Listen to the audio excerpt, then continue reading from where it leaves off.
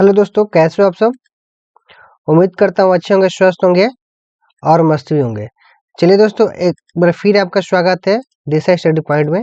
और आज हम पढ़ने जा रहे हैं राजनीति शास्त्र। और राजनीति शास्त्र का जो चैप्टर है वो 5 है, क्लास 12 का राजनीति शास्त्र चैप्टर 5। और चैप्टर 5 का ये पार्ट दूसरा है। ठीक है दोस्तों, तो दूसरे पार्ट को शुरू करते हैं और पढ़ते हैं आज का पहला हेडिंग। तो आज का पहला टॉपिक है नेपाल में राजतंत्र से लोकतंत्र कैसे है। अब क्या है कि नेपाल जो है अपना पड़ोसी देश, वहां पर पहले राजतंत्र था, लेकिन राजतंत्र से बदल करके अब क्या हो गया है, लोकतंत्र हो गया। तो कह रहे कि लोकतंत्र कैसे है, ठीक है, राजतंत्र से लोकतंत्र कैसे आया था।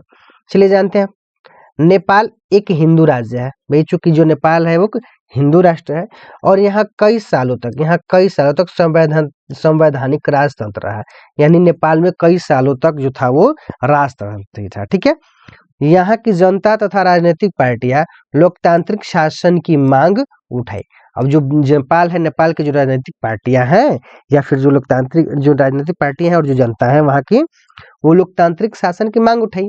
तो जब लोकतांत्रिक शासन की मांग उठाई तो जो वहां के राजा थे, राजा ने सेना की सहायता से शासन पर नियंत्रण बना लिया।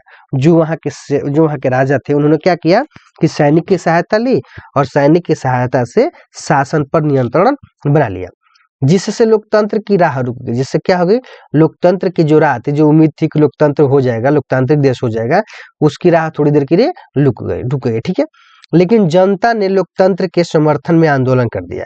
फिर क्या हुआ कि जनता ने क्या किया कि लोकतंत्र के समर्थन में बहुत बड़ा आंदोलन कर दिया। फिर आंदोलन के बाद राजा ने 1990 में लोकतांत्रिक संविधान की मांग मान ली। अब उसके बाद क्या हुआ कि जो वहां के राजा थे 1990 में उन्होंने वहां के लोकतांत्रिक व्यवस्था की मांग को जो था वो जनता के द्वारा और जो वहां के राजनीतिक पार्टी थे उनके द्वारा किया जा रहा था, उनकी मांगों को उन्होंने मान लिया। मानने के बाद 1990 के दशक में नेपाल में माओवादी अपना प्रभाव जमा चुके थे। अब देखिए, जो 1990 का दशक था उसमें क्या हुआ कि नेपाल में जो माओवादी थे, जो एक आतंकवादी संगठन है, वो जो थे अपना प्रभाव जमा चुके थे। ठीक है, राजा की सेना, माओवादी और लोकतंत्र के समर्थन के बीच त्रिकोणीय संघर्ष हुआ। अब क्या हुआ कि वहां पे एक तरफ राजा की सेना, उसके बाद माओवादी, उसके बाद लोकतंत्र के समर्थक, इन तीनों के बीच यानी त्रिकोणीय संघर्ष हुआ। ठीक है, परिणाम स्वरूप नेपाल में अपनाए गए संविधान के तहत स्वरूप क्या हुआ कि नेपाल में संविधान अपना लिया गया। संविधान अपनाने के बाद अक्टूबर 1915 में खड़ग प्रसाद शर्मा ओली वहां के प्रधानमंत्री बने और तब से वहां अभी तक लोकतंत्र कायम है। ठीक है दोस्तों, तो ये था लोकतंत्र कैसे बहाल हुआ नेपाल में। ठीक है, या राजतंत्र से लोकतंत्र कैसे है, एक बार और समझते हैं। नेपाल जो है एक हिंदू राज्य है। ठीक है, यहाँ कई सालों तक संवैधानिक राजतंत्र रहा है। यहाँ की जो जनता थी वो जनता और राजनीतिक पार्टी दोनों लोकतांत्रिक शासन की मांग उठाई। राजा ने सेना की सहायता से शासन पर नियंत्रण बना लिया, जिससे लोकतंत्र की राह रुक गई। लेकिन जनता ने लोकतंत्र के समर्थन में आंदोलन किया। राजा ने 1990 में जो लोकतांत्रिक संविधान था उसकी बात को मान लिए। मानने के बाद 1990 के दशक में नेपाल में माओवादी अपना प्रभाव जमा चुके थे। 1990 का जो दशक था उस टाइम तक जो नेपाल के माओवादी थे उन्होंने अपना प्रभाव जमा चुके थे। ठीक है, राजा की सेना, माओवादी और लोकतंत्र के समर्थन के बीच त्रिकोणीय संघर्ष हुआ। संघर्ष के परिणाम स्वरूप नेपाल में अपनाए गए, उसके बाद क्या हुआ कि नेपाल में संविधान अपना लिया गया। ठीक है, संविधान अपनाने के बाद क्या हुआ कि अपनाए गए संविधान के तहत अक्टूबर 2015 में खड़ग प्रसाद शर्मा ओली नेपाल के प्रधानमंत्री बने और तब से वहां लोकतंत्र कायम है। ठीक है दोस्तों, चलिए अगला देते हैं। अगला हेडिंग है श्रीलंका में जाति संघर्ष तथा समस्या। अब देखिए, जो श्रीलंका अपना भारत का पड़ोसी देश है, ठीक है, वहां में कुछ जाति संघर्ष है और वहां की कुछ समस्याएं हैं, तो उसको जानते हैं। पहले तो जानते हैं कि जो श्रीलंका देश है अपना पड़ोसी देश, वो जब हम आजाद हुए थे, यानी जब हमारा देश आजाद हुआ 1947 में, उसके ठीक एक साल बाद वो भी आजाद हो गया था। यानी 1948 में श्रीलंका जो था वो आजाद हुआ। और श्रीलंका का जो पुराना नाम है वो सिलोन है। श्रीलंका का पुराना नाम क्या है, सिलोन है। आजादी के बाद से सफल लोकतंत्र कायम है और आजादी के बाद से अब तक नेपाल में लोकतंत्र कायम है। ठीक है, यहाँ के जो मूल निवासी यानी श्रीलंका के जो मूल निवासी है वो सिंघली है। वो कौन सा है जी, सिंघली है। और वहां की जो समस्या है वो जाति संघर्ष की समस्या है। नेपाल जो श्रीलंका की समस्या है वो कौन समस्या है? जाति संघर्ष की समस्या है। और जो वहाँ श्रीलंका के जो मूल निवासी वो सिंघली है। श्रीलंका की जो समस्या है वो जाति संघर्ष की समस्या। ठीक है, विवाद क्या है भाई? अब श्रीलंका में विवाद क्या है? तो विवाद है तमिल और सिंघली लोगों के बीच विवाद है। जो तमिल लोग हैं, जो यानी भारत के तमिल क्षेत्र के, तमिलनाडु क्षेत्र के जो लोग हैं, वो जा करके श्रीलंका में बस गए हैं। ठीक है, तो उन लोगों के बीच और सिंघली लोगों के बीच, यानी जो श्रीलंका के मूल निवासी हैं, उनके बीच का संघर्ष है। ठीक है, ये जो तमिल यानी जो भारतीय तमिलनाडु क्षेत्र के जो लोग हैं वो वहां पे बसे हैं, उनके बीच, और जो सिंघली जो श्रीलंका के मूल निवासी हैं उनके बीच का संघर्ष है। ठीक है, भारत के तमिल लोग जो श्रीलंका में जाके बसे हैं उनका विरोध वहां के मूल निवासी सिंघली लोग करते हैं। अब देखिए, जो भारत के जो तमिल क्षेत्र, भारत का जो तमिलनाडु का क्षेत्र है, वहां के लोग जो श्रीलंका में जा करके बस गए हैं, उनका विरोध वहां के मूल निवासी यानी श्रीलंका के जो मूल निवासी सिंघली लोग हैं वो करते हैं। ठीक है, सिंघली लोग कहते हैं कि श्रीलंका केवल उनका है। अब सिंघली लोग जो है वो क्या कहते हैं? तो सिंघली लोग कहते हैं कि श्रीलंका केवल उनका है और तमिल को वह कोई रियायत नहीं देना चाहिए। देखिए क्या कहते हैं, सिंघली लोग कहते हैं कि श्रीलंका केवल उनका है और तमिल को वह कोई रियायत देना भी नहीं चाहते, और जो भारतीय तमिल क्षेत्र के जो लोग हैं वहां पे निवासी, उनको कोई रियायत ये देना नहीं चाहते हैं। 1983 में तमिल के संगठन 1983 में एक तमिल संगठन है जिसका नाम है लिट्टो। जिसका नाम क्या है? लिट्टो।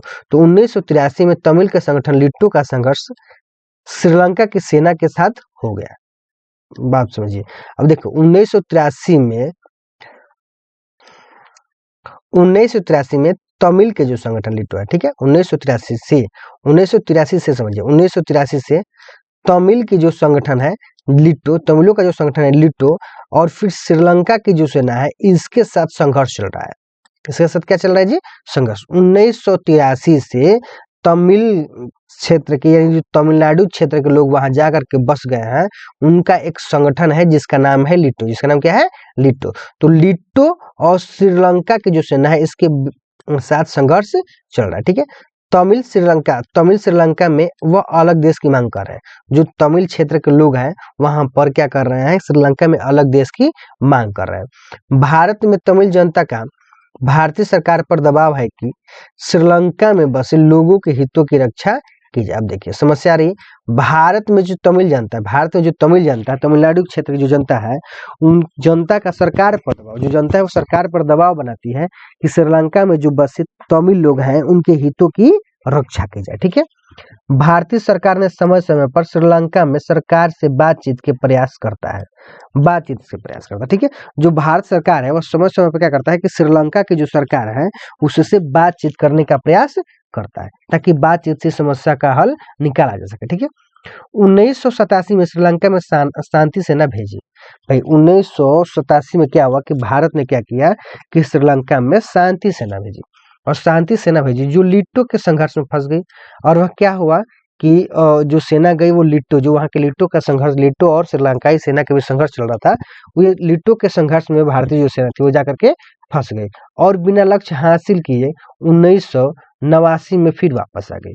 अब सेना गई तो थी, ठीक है, लेकिन वह लक्ष्य हासिल नहीं कर पाई और फिर वापस आ गई। क्यों? क्योंकि वह जाकर के लिट्टो के संघर्ष में फंस गए थे। ठीक है, श्रीलंका की जनता ने इसे पसंद नहीं किया। अब देखो, जो श्रीलंकाई जनता है वह इस बात से खुश नहीं थे कि भारत जो है वो क्या कर रहा है, श्रीलंका में सेना भेजा है। ठीक है, इसे अंदरूनी दखल अंदाजी कहा।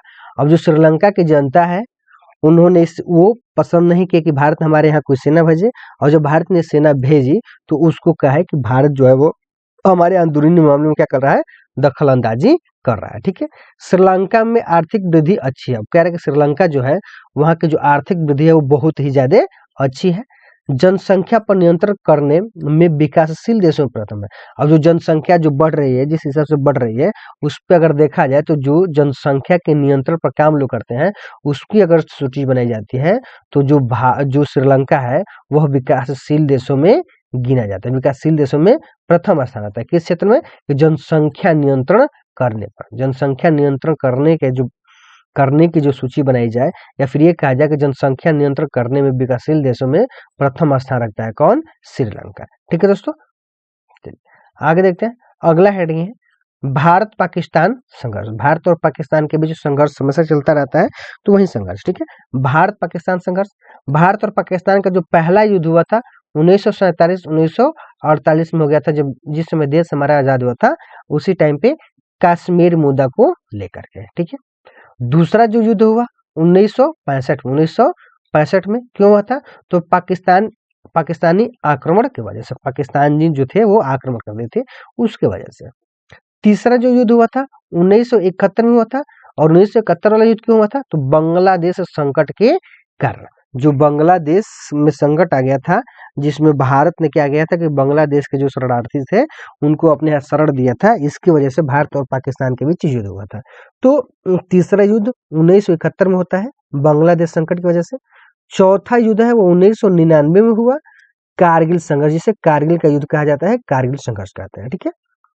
आगे देखते हैं, भारत और पाकिस्तान के बीच 4 युद्ध हुए, लेकिन अभी तक कश्मीर मुद्दा सुलझा नहीं है। सही बात है भाई, भारत और पाकिस्तान के बीच अब तक बड़े युद्धों की बात की जाए तो 4 युद्ध हो चुका है, लेकिन अभी तक जो कश्मीर का मुद्दा है वो सुलझ नहीं पाया, ठीक है। भारत और पाकिस्तान के बीच अब भी तानातनी बनी रहती है, भारत और पाकिस्तान के बीच अभी भी क्या है कि तानातनी बनी रहती है, तनाव का माहौल बना रहता है, ठीक है। लिए अगला हेडिंग देखते हैं, भारत और पाकिस्तान सरकार एक दूसरे पर आरोप लगाती है। अब देखिए भाई, भारत की सरकार है और पाकिस्तान की जो सरकार है, भारत की सरकार पाकिस्तान पर आरोप लगाती है और पाकिस्तान की सेना, जो पाकिस्तान की सरकार है, वो कुछ आरोप भारत पे लगाती है। तो देखते हैं क्या आरोप लगता है भाई। तो पहला आरोप लगता है भाई, भारत लगाता है पाकिस्तान पर आरोप कि हिंसा की रणनीति जारी रखना। अब जो भाई भारत आरोप लगाता है वो कहता है कि जो पाकिस्तान है ना, वो हमेशा हिंसा की रणनीति जारी रखता है, वो हमेशा क्या करता रहता है, हिंसा करने के ऊपर अवतारी रहता है, ठीक है। दूसरा आरोप लगाता है भारत कि कश्मीर में आतंकवाद फैलाता है भाई, कश्मीर में जो है वो पाकिस्तानी क्या करते हैं, आतंकवाद फैलाते हैं, ठीक है। तीसरा आरोप भारत लगाता है पाकिस्तान पे कि आतंकवादियों को धन देता है, हथियार देता है और प्रशिक्षण भी देता है। भाई देखिए, अब भारत आरोप लगा रहा है पाकिस्तान पे कि जो पाकिस्तान है वो भारत में आतंकवादियों को धन देता है, आतंकवादियों को हथियार देता है और आतंकवादियों की ट्रेनिंग भी कराता है, ठीक है। चौथा आरोप लगाता है कि खालिस्तान के समर्थकों को मदद करता है। भाई जो खालिस्तान के जो समर्थक हैं उनकी मदद करता है कौन, पाकिस्तान, ठीक है। भारत आरोप लगाता है कि जो पाकिस्तान है वो खालिस्तान के जो समर्थक यानी जो खालिस्तान की मांग करते हैं, ठीक है, भारत में जो खालिस्तान की मांग करते हैं लोग, उनका समर्थन करता है कौन, पाकिस्तान, ठीक है। और पाकिस्तान भारत पे एक ही आरोप लगा पाता है क्योंकि पाकिस्तान के पास कुछ है ही नहीं, ठीक है। तो पाकिस्तान क्या आरोप लगाता है भारत पे भी, तो पाकिस्तान आरोप लगाता है कि भारत अपनी खुफिया एजेंसियों के द्वारा सिंध और बलूचिस्तान में समस्या को भड़काता है। अब पाकिस्तान कह रहा है कि जो भारत है ना वो क्या करता है कि खुफिया एजेंसियों के द्वारा सिंध का जो प्रांत है वहां पे और बलूचिस्तान में समस्या भड़काता है। भाई अब ये कौन सी बात हुई, ठीक है। तो पाकिस्तान का आरोप ये है।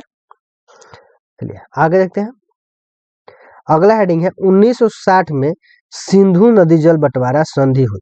1960 में क्या हुआ था कि सिंधु नदी का जो जल है उसके बंटवारे को लेकर के संधि हुई थी, जिसे विश्व बैंक ने कराया था। इसे किसने कराया था, विश्व बैंक ने कराया था, ठीक है, जिसे विश्व बैंक ने कराया था और ये आज भी कायम है। एक बार और समझिए कि 1960 में जो सिंधु नदी है जो भारत के पंजाब प्रांत से बहती है, ठीक है, वो पाकिस्तान में चली जाती है। तो इस नदी के जल को लेकर के, इस नदी के जल को लेकर के बंटवारे को, इस नदी के जल के लेकर के बंटवारा हुआ था, एक संधि हुई थी जिसे विश्व बैंक ने करवाया था और ये संधि आज भी कायम है, ठीक है दोस्तों।